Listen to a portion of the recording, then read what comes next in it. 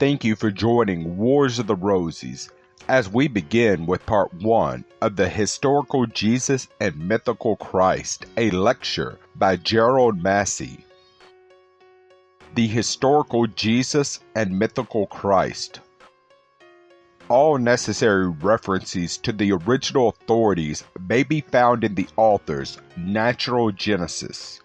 In presenting my readers with some of the data which show that much of the Christian history was pre-extant as Egyptian mythology, I have to ask you to bear in mind that the facts, like other foundations, have been buried out of sight for thousands of years in a hieroglyphical language that was really never read by Greek or Roman and could not be read until the lost clue was discovered by Champollion almost the other day. In this way, the original sources of our mythology and Christology remained as hidden as those of the Nile. Until the century in which we live, the mystical matter enshrouded in the language was sacredly entrusted to the keeping of the buried dead, who have faithfully preserved it as their book of life, which was placed beneath their pillows or clasped to their bosoms, in their coffins and their tombs.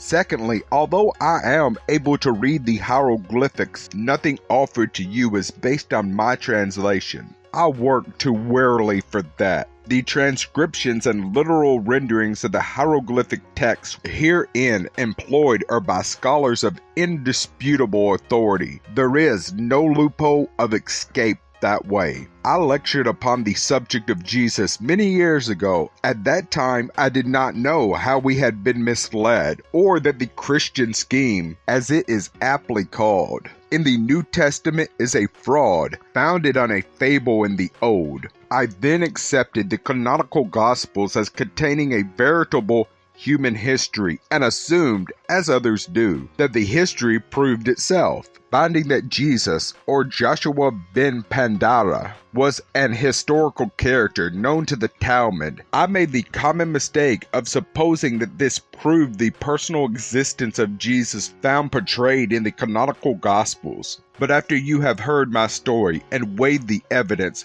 for the first time collected and presented to the public, you will not wonder that I should have changed my views or that I should be impelled to tell the truth to others, as it now appears to myself, although I am only able to summarize here, in the briefest manner possible, a few of the facts that I have dealt with exhaustively. The personal existence of Jesus as Jehoshua Ben-Pandira can be established beyond a doubt.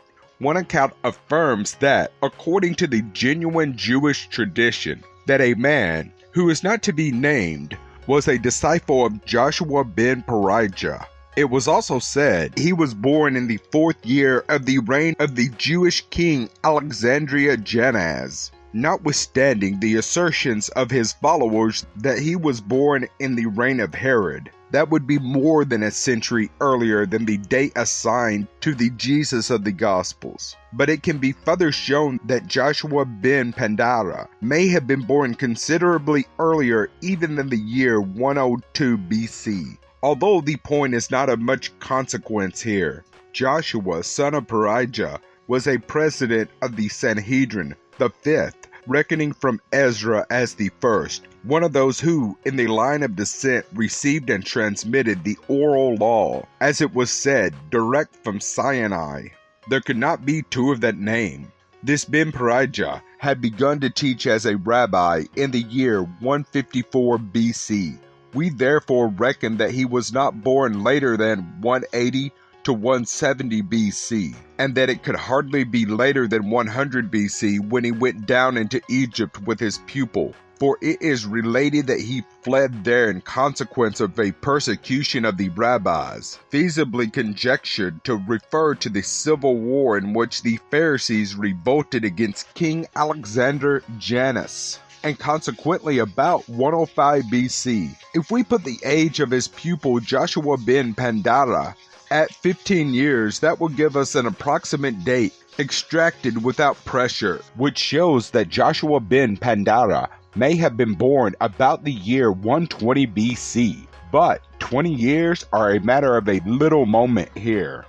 According to the Babylonian Gemara, to the Mishnah of Tract, Sabbath, this Joshua, the son of Pandira and Stateda, was stoned to death as a wizard in the city of Lud or Lydda, and afterwards crucified by being hanged on a tree on the eve of Passover. This is the manner of death assigned to Jesus in the book of Acts. The Gemara says there exists a tradition that on the day of rest before the Sabbath they crucified Joshua. On the rest day of the Passah, the day before Passover. The year of his death, however, is not given in that account. But there are reasons for thinking it could not have been much earlier nor later than BC 70, because this Jewish king Jannaeus reigned from the year 106 to 79 BC. He was succeeded in the government by his widow, Salome, whom the Greeks called Alexandria, and who reigned for some 9 years. Now the traditions, especially of the first, Toledo doth Joshua, relate that the queen of Jannaeus, and the mother of Hyrcanus, who must therefore be Salome, in spite of her being called by another name, showed favor to Joshua and his teaching, that she was a witness of his wonderful works and powers of healing, and tried to save him from the hands of his sacerdotal enemies because he was related to her, but that during her reign, which ended in the year 71 BC, he was put to death. The Jewish writers and rabbins with whom I have talked always deny the identity of the Talmudic Joshua and the Jesus of the Gospels. This observes Rabbi G. Shields, which has been related of Jehoshua Ben-Perachia and his pupil, contains no reference whatever to him who the Christians honor as God. Another rabbi, Salman Zavi, produced 10 reasons for concluding that the Joshua of the Talmud was not he who was afterwards called Jesus of Nazareth, and of the canonical Gospels was unknown to Justus, to the Jew of Celsus, and to Josephus, the supposed reference to him by the latter being an undoubted forgery. The blasphemous writings of the Jews about Jesus, as Justin Martyr calls them, refer to Jehoshua Ben-Pandira, and not to the Jesus of the Gospels. It is this Ben-Pandira they mean when they say they have another and a truer account of the birth and life, the wonder-working and death of Joshua or Jesus. This repudiation is perfectly honest and soundly based. The only Jesus known to the Jews was Jehoshua Ben-Pandira, who had learnt the art of magic in Egypt and who was put to death by them as a sorcerer. This was likewise the only Jesus known to Celsius, the writer of the True Logos, a work which Christians managed to get rid of bodily with so many other of the anti-Christian evidences. Celsus observes that he was not a pure word and not a true Logos, but a man who had learned the arts of sorcery in Egypt. So, in the Clementines, it is the character of Ben-Pandira that Jesus is said to rise again as the magician. But here is the conclusive fact. The Jews knew nothing of Jesus, the Christ of the Gospels, as an historical character, and when the Christians of the 4th century trace his pedigree by the hand of Epiphanius, they are forced to derive their Jesus from Pandira. Epiphanius gives the genealogy of the canonical Gospels in this wise: Jacob, called Pandira, Mary equaling Joseph, Cleopas, Jesus.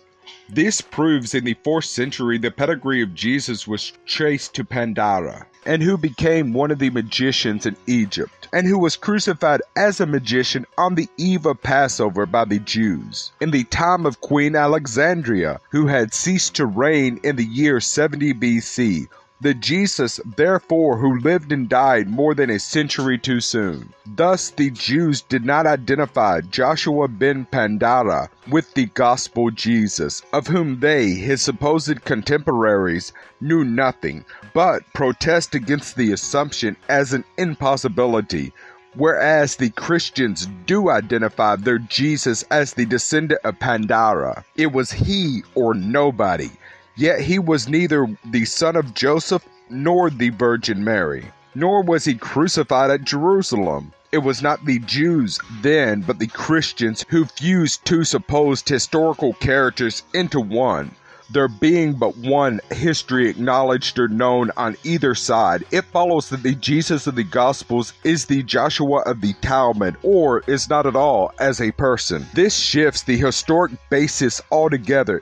It antedates the human history by more than 100 years, and it at once destroys the historic character of the Gospels, together with that of any other personal Jesus than Ben-Pandira. In short, the Jewish history of the matter will be found to corroborate the mythical, as Epiphanius knew of no other historical Jesus than the descendant of Pandira. It is possible that this is the Jesus whose tradition is reported by Irenaeus. Irenaeus was born in the early part of the 2nd century, between 120 and 140 AD. He was the Bishop of Lyons, France, and a personal acquaintance of Polycarp, and he repeats a tradition testified to by the elders, which he alleges was directly derived from John, the disciple of the Lord, to the effect that Jesus was not crucified at 33 years of age, but that he had passed through every age and lived on to be an oldish man. Now, in accordance with the dates given,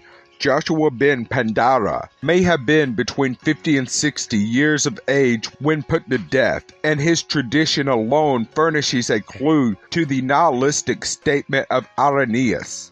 When the true tradition of Ben-Pandira is recovered, it shows that he was the sole historical Jesus who was hung on a tree by the Jews, not crucified in the Roman fashion, and authenticates the claim now to be made on the behalf of the astronomical allegory to the dispensational Jesus, the Quranic Christ, the mythical Messiah of the canonical Gospels, and the Jesus of Paul, who was not the carnalized Christ. For I hold that the Jesus of the other Gospel, according to the apostles Cephas and James, who was utterly repudiated by Paul, was none other than Ben-Pandira, the Nazarene, of whom James was a follower, according to the comment of him found in the book of Bodh-Azra. Anyway, there are two Jesuses, or Jesus and the Christ, one of whom is repudiated by Paul. But Joshua, the son of Pandira, can never be converted into Jesus Christ, the son of a virgin mother, as an historical figure, nor can the dates given even be reconciled with contemporary history. The historical Herod, who sought to slay the young child Jesus, is known to have died 4 years before the date of the Christian era, assigned for the birth of Jesus. Thank you for watching, and please don't forget to share, like, subscribe, and comment. And if you can, please consider donating to Wars of the Rosies. Links to PayPal and Patreon are in the description. Thank you so very much.